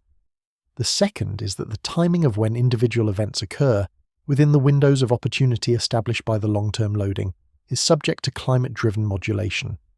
The amplitude of the modulation is small per year, but cumulative over decades, and the cumulative signal is concentrated in the regions where the climate-driven mass redistribution is largest. Those regions include the high-latitude continental margins, the major subduction zones, and the regions of significant aquifer depletion. The third is that the clustering behavior of large earthquakes and the interactions between earthquakes and other surface processes including landslides, volcanic systems, and glacial collapse are subject to climate modulation in ways that we are only beginning to model. The post-2004 cluster that the viral chart picks up may not have been caused by climate change in any direct sense. But the next cluster, when it comes, will play out in a world whose surface mass distribution is dramatically different from the one that prevailed during the last cluster. The interactions are still being mapped, the implications are still being assessed, but the planet that will produce the next generation of giant earthquakes is not the planet that produced the last generation, and that difference is going to matter. We need to spend some time before we close on what the recent reassessment of subduction zone behavior tells us about what we should be worried about going forward. Because the climate-seismicity question intersects with another major shift in the science, which is the post-2004 reassessment of how large subduction zones can rupture. That reassessment is the second leg of why what climate change is doing to the planet's seismic future genuinely will affect everyone. Let me walk you through it. Part 11. The reassessment of what subduction zones can do. There is a parallel reason why the climate-seismicity question matters in 2026 in a way that it would not have mattered in 1996. It is not just that climate is now being recognized as a real modulator of fault behavior, it is that the underlying baseline of what subduction zones are capable of has been fundamentally reassessed since 2004, and the reassessment has revised our expectations upward in ways that interact with the climate modulation story. Before December 26, 2004, the dominant framework for thinking about how subduction zones rupture was what seismologists call the segmentation model. The basic idea was that subduction zones could be divided into segments along their length, with each segment having its own characteristic maximum magnitude set by the segment's geometry, its accumulated slip deficit since the last major event, and various other regional factors. Ruptures were expected to be largely confined within segments, with segment boundaries acting as barriers that would stop ruptures from propagating from one segment to the next. The maximum magnitude expected for any given segment was set by the segment's length and the assumed maximum slip per event. This framework had been built up over several decades of work on multiple subduction zones, including the Aleutian Arc, the Cascadia Margin, the Japan Trench, the Sunda Megathrust, the Peruchila Trench, and the New Zealand subduction systems. It was the consensus model in the textbooks. It was the model used to construct probabilistic hazard maps for population centres near the subduction zones. It was the model that informed building codes, evacuation planning, and emergency preparedness. The Sumatra-Andaman event of December 26, 2004 broke that model in a specific way. The rupture propagated along approximately 1,300 kilometres of the Sunda Megathrust, crossing what had previously been treated as multiple segment boundaries. The total moment release was equivalent to a magnitude 9.1 to 9.3, far larger than the maximum that segmentation model assessments had assigned to any of the individual segments involved. The post-event analysis showed that the rupture had nucleated in the southern portion of the eventual rupture zone and had propagated northward through one segment boundary after another, gathering slip from each segment as it went. This was not a small theoretical issue, it was a fundamental challenge to the framework. If subduction zones could produce ruptures that propagated across what had been treated as inviolable boundaries, then the maximum magnitude assessments for many of the world's major subduction zones were potentially wrong, possibly by an entire magnitude unit or more. Hazard maps would need to be revised, building codes might need to be revised, evacuation planning might need to be revised. The Tohoku event of March 11, 2011 made the same point in a different way, and with a population that was much better prepared and much better instrumented to absorb the lesson. The Japanese National Hazard Agency, the headquarters for earthquake research promotion, maintained one of the most sophisticated seismic hazard assessment programs in the world. For the Japan Trench segment where the Tohoku event would eventually rupture, the agency had estimated that the probability of a magnitude 9 event in the next 30 years was relatively modest, in the range of a few percent. The maximum credible magnitude assigned to that segment in the pre-event assessments was around magnitude 8.3 to 8.5. The actual Tohoku event released approximately 30 times more energy than a magnitude 8.5. What the post-event analysis of Tohoku showed was that the rupture had mobilized accumulated slip that the pre-event assessments had not considered to be available for release. Some of that slip was located in portions of the megathrust interface that had been thought to be too shallow, too cold, or too seismic to participate in a major rupture. The Tohoku event demonstrated that under the right conditions, shallow portions of subduction interfaces could release substantial slip, including the kind of large near-trench slip that drives the worst tsunamis. The combination of the Sumatra and Tohoku lessons forced a fundamental reassessment of how subduction zones are modelled. The new framework, which has gradually emerged over the past 15 years, includes several major revisions. Maximum credible magnitudes for many subduction zones have been revised upward. The concept of supercycles, the idea that subduction zones might exhibit recurrence patterns over thousands of years that are not visible in the instrumental record of the last 100 years, has become much more central to hazard assessment.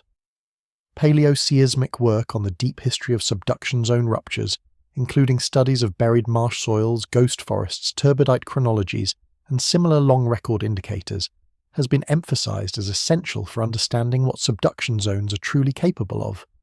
The Cascadia subduction zone, which runs along the coast of the Pacific Northwest from northern California to Vancouver Island, was reassessed in detail in the years after Sumatra and Tohoku.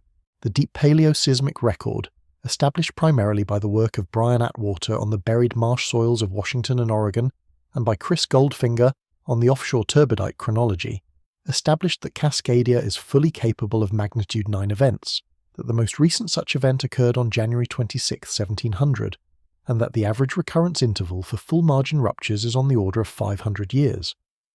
The probability of a Cascadia magnitude 9 event in the next 50 years, as currently estimated by the United States Geological Survey, is on the order of 10 to 15%. The probability of a southern segment magnitude 8 event in the same window is on the order of 37%. These probabilities are larger than the pre-2004 assessments would have suggested. The Nankai Trough, which runs along the southern coast of Japan and is the analogue system to Cascadia on the western side of the Pacific, was similarly reassessed. The Japanese Hazard Agency now estimates that there is a 70 to 80% probability of a Nankai magnitude 8 or larger event in the next 30 years. The exposed population includes the cities of Nagoya, Osaka, and the surrounding megalopolis, totaling somewhere in the range of 20 to 30 million people in the inundation and damage zones of the most severe expected scenarios. The Hikurangi margin, off the eastern coast of New Zealand, was reassessed using similar paleoseismic methods. The pre-2004 assessments had treated Hikurangi as a relatively quiet subduction zone. The post-reassessment work has revealed evidence of prior large ruptures including events of magnitude 8 or larger, with population exposure including Wellington and the surrounding region. Other subduction zones have been reassessed in similar ways: the Aleutian Arc, the Kuril-Kamchatka system, the Chilean margin, the Peruvian segment, the Mexican subduction zone, the Cocos Plate interfaces of Central America. The trend across nearly all of the major subduction zones has been upward in maximum credible magnitudes, downward in confidence about segment boundaries as inviolable barriers, and upward in awareness of supercycle behavior over multi-thousand-year timescales. This is the context that climate-driven modulation has to be evaluated against. We now know that subduction zones can produce larger events than the pre-2004 textbooks said they could. We now know that the population exposure to these larger events is substantial across multiple regions of the world, and we now know, from the climate-seismicity literature we walked through in the previous parts of this video, that the timing and clustering behavior of these events is subject to modulation by climate-driven surface mass redistribution at amplitudes that, while small per year, are cumulative and accelerating. The intersection of these two trends is where the genuinely concerning version of the climate-seismicity story lives. Climate change is not creating new earthquakes. The seismic moment that must be released over any long time interval is set by the tectonic budget, which is independent of climate. But climate change is potentially clustering the events in ways that affect emergency preparedness, infrastructure resilience, and population exposure to compound disasters. If the climate-driven timing modulation tends to cluster events near the seasonal extremes of loading and unloading, or near the peaks of decadal oscillations, then the integrated effect over a century could be to produce more clustered and more cascading sequences of large earthquakes than would have occurred under a more stable climate. The cluster of 2004 through 2018 may not have been caused by climate change in any direct sense, but the next cluster, when it comes, will play out in a world with a substantially different surface mass distribution, and the interactions between the seismic events and the surrounding Earth system processes may be different in important ways. This is the version of the consequences of climate story that the viral chart should have been pointing at. It is the version that the peer-reviewed literature supports, that the post-2004 reassessment of subduction zones makes more urgent, and that the accelerating mass loss from the cryosphere makes more inevitable. It is bigger than a single 1997 event. It is bigger than a single mechanism. It is the long-term seismic future of a planet that is being slowly and steadily rearranged by anthropogenic forcing, and it will affect every population that lives near any of the major subduction zones or any of the other tectonically active regions of the world. The reason the viral framing matters, even though it is wrong, is that it captures a real intuition that something has changed and that the change is bigger than mainstream science has communicated. The intuition is correct. The diagnosis is wrong. The fix is not to dismiss the intuition. The fix is to give the intuition a better target. That is what I have been trying to do in this video. Let me turn now to the broader conspiracy framing that surrounds the viral chart, because I want to engage that framing as honestly as I have engaged the chart itself. Part 12. The Conspiracy Engagement. The hashtag that travels with the viral chart, the CDEG hashtag, stands for what its community calls climate-driven increase in global risk. The framing is broader than just earthquakes. It is a worldview that ties together claims about climate-modulated seismicity, climate-modulated volcanism, climate-modulated severe weather, and climate-modulated everything else into a single interconnected pattern that the community argues mainstream science is either failing to acknowledge or actively suppressing. I want to engage that worldview honestly tonight, because I think it deserves more than a quick dismissal, and because the engagement reveals something important about how communities form around real phenomena that are being misinterpreted in specific ways. The first thing to say is that some of the underlying physical claims in the CDEG framing have real peer-reviewed support at modest amplitudes. The climate-seismicity papers we walked through in Part 8, the Bettinelli paper on Himalayan monsoon loading, and the Hecke paper on Japanese snow loading, and the Johnson paper on Sierra Nevada hydrology, and the Craig paper on the New Madrid zone, all establish that climate cycles really do modulate seismicity. Solar activity really does have small documented influences on some atmospheric phenomena. Tidal forces really do modulate the timing of certain earthquakes in specific regimes. The mainstream scientific community does not deny any of these effects. The community measures them, quantifies them, publishes them in journals, and includes them in textbooks. They are not hidden. They are not suppressed. They are documented. What the mainstream community has consistently found, and what the CDIGR framing tends to dispute, is the amplitude of these effects. The climate seismicity effects are real but small, on the order of a few percent to perhaps 20% of background rate for the largest documented cases. The solar seismicity effects are real but very small, on the order of a fraction of a percent if they exist at all, with most of the rigorous studies finding effects that cannot be distinguished from no effect. The tidal effects are real but small. The combined effect of all the climate and external modulators on the catalogue of large earthquakes is detectable in some regions and is at the level of perhaps a few percent timing modulation of events that would have occurred anyway. It is not, in any of the rigorous literature, a major driver of where and when great earthquakes occur. The plate tectonic budget is the major driver. The climate and external modulators are small adjustments on top of that budget. The leap from "these effects exist at the percent level" to "these effects are reshaping global risk in dramatic and unacknowledged ways" is the leap that the CDIGR framing makes, and it is the leap that the evidence does not support.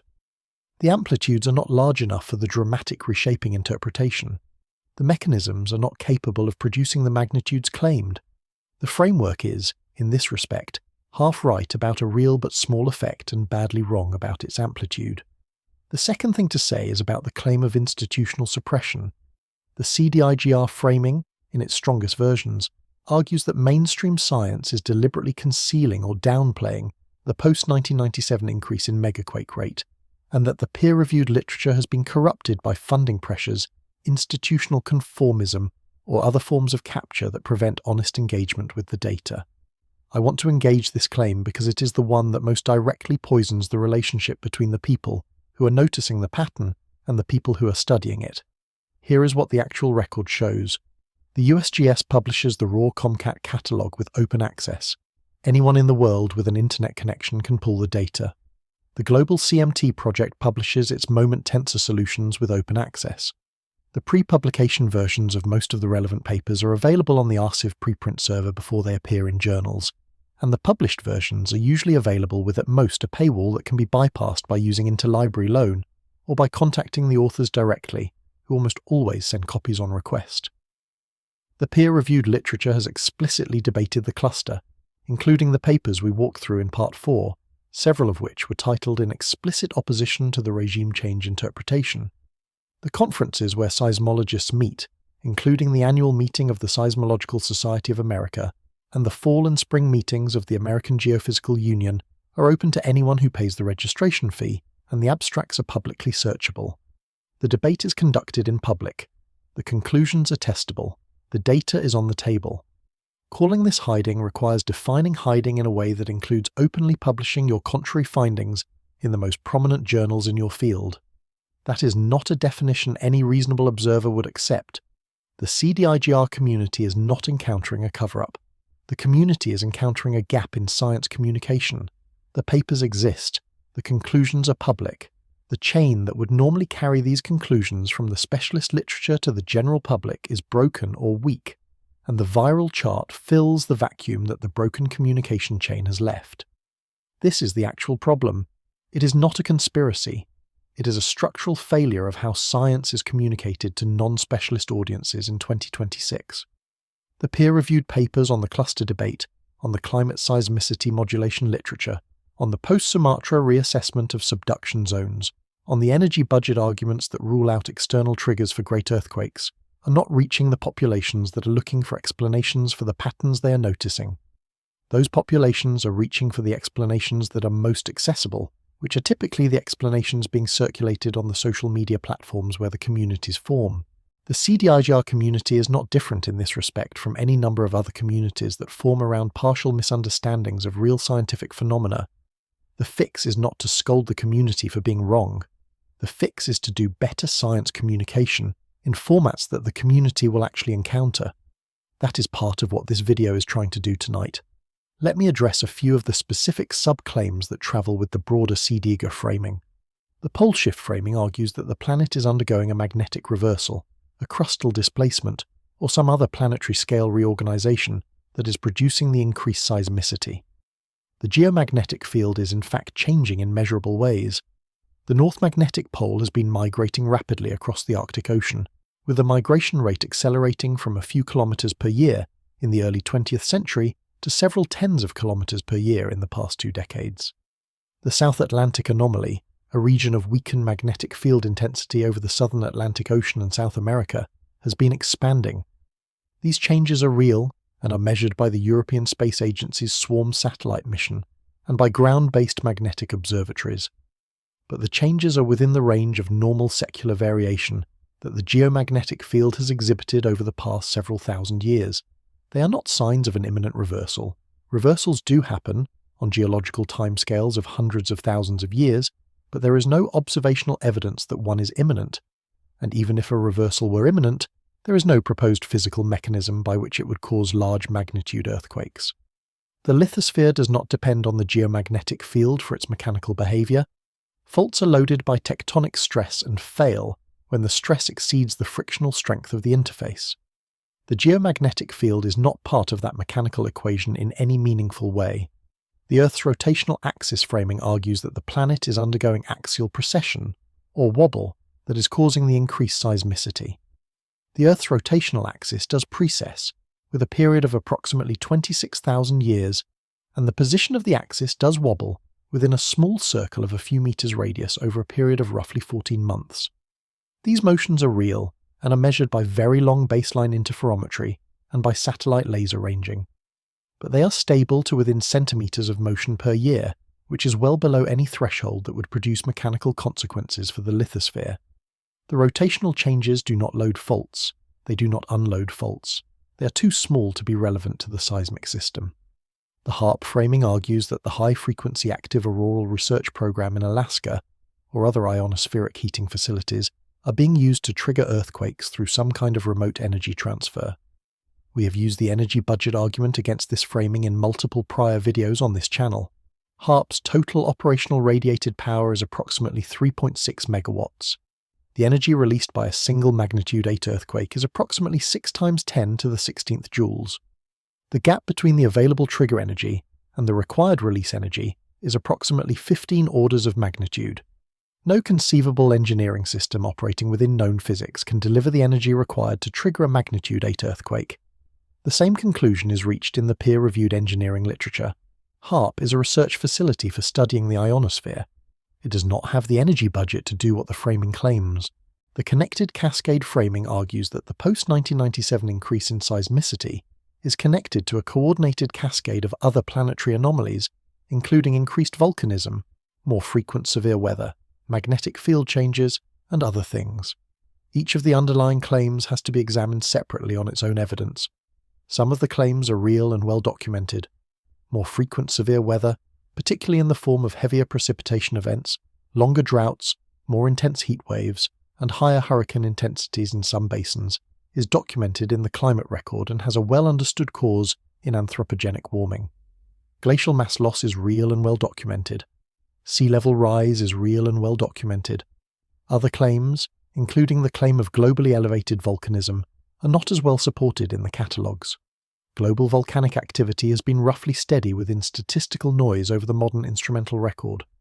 Some specific regions have shown elevated activity in specific decades, but the global integral is roughly flat. Connecting all of these phenomena into a single causal narrative driven by a single trigger requires a mechanism that does not exist in any peer-reviewed framework. What does exist is the cumulative anthropogenic climate forcing that we have been discussing throughout this video. That forcing is real, it is documented, it is accelerating, it is producing measurable consequences across many Earth system components, including the cryosphere, the oceans, the atmosphere, and increasingly the lithosphere. The consequences across these different components are not independent of each other, because they all flow from the same underlying forcing. In that sense, there really is a connected cascade. But the cascade is not driven by El Niño or HAARP or pole shift or any of the specific mechanisms the CDR framing tends to invoke. The cascade is driven by the cumulative anthropogenic emission of greenhouse gases and the resulting reorganization of the planet's energy and mass budgets. The respectful posture toward the CDIGR community is this: the community is right that something has changed. The community is right that the change is bigger than mainstream communication has acknowledged. The community is wrong about what specifically changed and about the mechanisms involved. The fix is to engage the community honestly, to share the real science in formats that the community will encounter, and to point the impulse to notice changes at the real causes and the real consequences rather than at the wrong ones. If you take nothing else away from this video, take this. The people who are circulating the viral chart are not your enemies. They are noticing a real pattern. They are reaching for the wrong cause because the right cause is being communicated poorly. The fix is not to mock them. The fix is to do better, which is what I'm trying to do tonight, which is what the peer-reviewed literature is trying to do every time it publishes a paper that very few people read. We are nearly at the end. There is one last layer to walk through, which is the human one. The viral framing's promise was that the consequences of climate change for seismicity will affect everyone. That promise is correct, even though the specific mechanism the viral framing invokes is wrong. The real consequences will affect everyone, in ways that are worth understanding before we close. Let me show you what that looks like. Part 13. What this will affect and who. The closing question of this video is the closing question of the viral chart. Who will the consequences affect and how badly? The viral chart's answer implicit but unmistakable in the framing and the thumbnail language and the hashtag, is that the consequences are global, are accelerating, and will hit everyone. The viral chart's specific causal claim is wrong, but the underlying framing of the consequences is closer to correct than it might sound.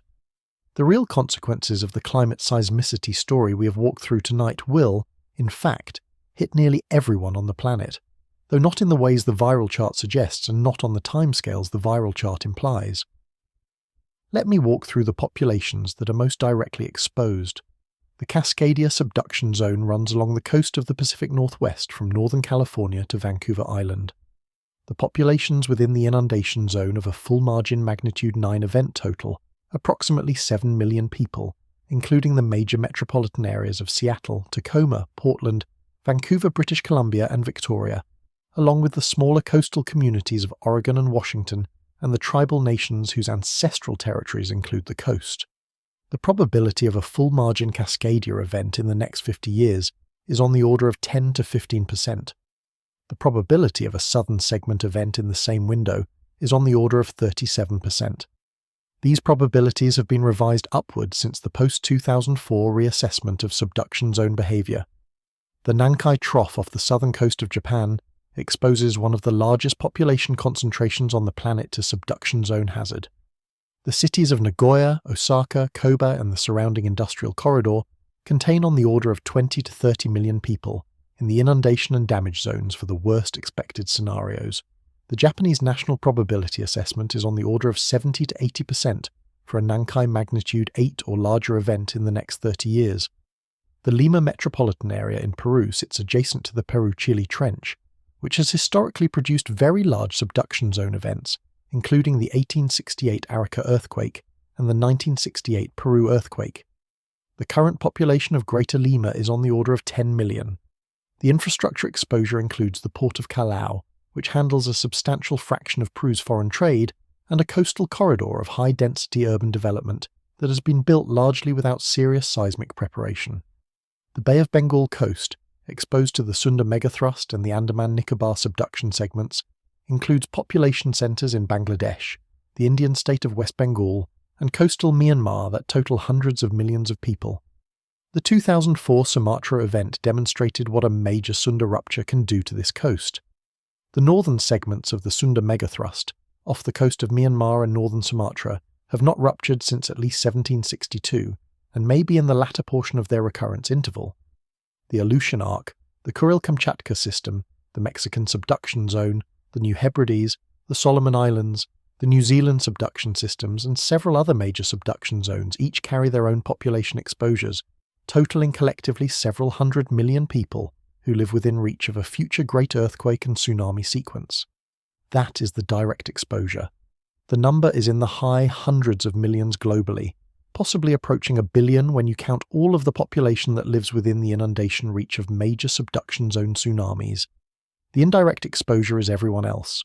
The global supply chains that move food, fuel, medicine, electronics, and finished goods around the planet pass through ports that are located by economic necessity in coastal cities that are typically near major subduction zones. The disruption of any one of these ports for an extended period would propagate through the global economy in ways that affect populations on every continent. The Tohoku event in 2011, despite being a relatively contained disaster from a global perspective, produced semiconductor supply chain disruptions that affected automotive and consumer electronics manufacturing worldwide for the next several years. A larger or more widely cascading event would produce larger and more widely cascading disruptions. The insurance and reinsurance industry is structured around the assumption that major natural disasters occur at predictable long-term frequencies and can be priced into premium structures. If climate-driven timing modulation alters the clustering behavior of major earthquakes in ways that produce more cascading and more compound disasters per decade, the insurance industry's risk models will need to be revised. Premiums will rise, and insurability will become a more difficult question in coastal regions. The economic consequences of changes in insurance availability propagate into housing markets, infrastructure financing, and the basic ability of communities to recover from disaster. The food systems of major exporting regions depend on the stability of agricultural production, processing, and distribution. Major earthquakes, by themselves, do not typically cause famines, but major earthquakes occurring during droughts or during periods of compound climate stress on food systems can push agricultural systems past breaking points that they would otherwise have absorbed. The compound disaster scenarios that the climate-seismicity literature is beginning to model are in many cases scenarios where the climate stress and the seismic stress arrive in the same year or in the same season, with consequences that exceed the sum of their individual effects. The refugee flows generated by a major disaster in any of the high-exposure regions would be measured in the tens of millions, with secondary effects on neighbouring countries and on the global migration system. The political consequences of large-scale displacement are well documented from 20th and 21st century history.